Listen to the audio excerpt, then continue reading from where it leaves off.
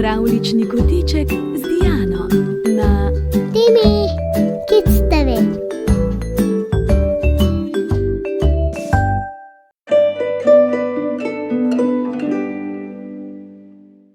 Mravljica. Nekoč, že dolgo tega, je visoko v hribih živela kolonija mravljic.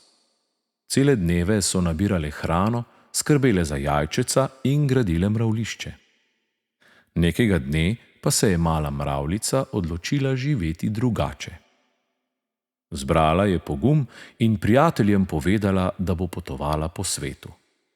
Smejali so se ji, jo žalili in trdili, da ne bo prišla daleč. Že na naslednjem hribu te bo pojedel ptič, so jo strašili. Doma je najlepše, so jo prepričevali. Osamljena boš brez nas, so vztrajali. Ona pa se je z objemom poslovila in zares odšla na pot. Verjela je vase. Na poti je bila utrujena, lačna in mokra od dežja. Bežala je, prestrašena jokala in si želela bližine nekoga, ki ga ima rada. Nikoli pa ni pomislila, da bi se vrnila v svoje mravljišče. Šla je vztrajno naprej. Verjela je vase. Spoznala je nove prijatelje, se naučila njihovih jezikov in živela na različne načine. Poskusila je plavati kot list, leteti kot osa in skakati kot kobilica. Spala je v hišici na drevesu, v jami in v travi. Radovedno je potovala po svetu in uživala v svobodi. Verjela je vase.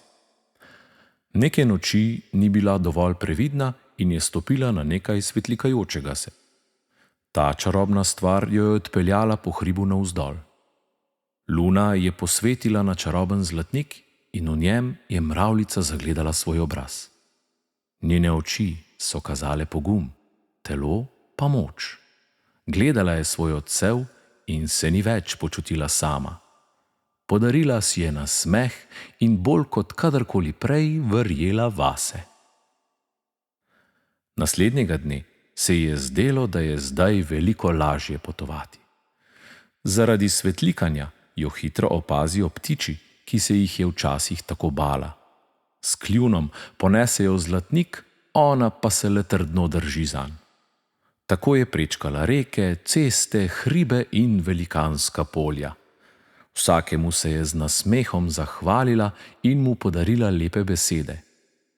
Radi so jo imeli, tako drugačno mravljico, ki je verjela vase. Minevala so čarobna leta. Prepotovala je svet, poslušala zanimive zgodbe in spoznala veliko različnih živali.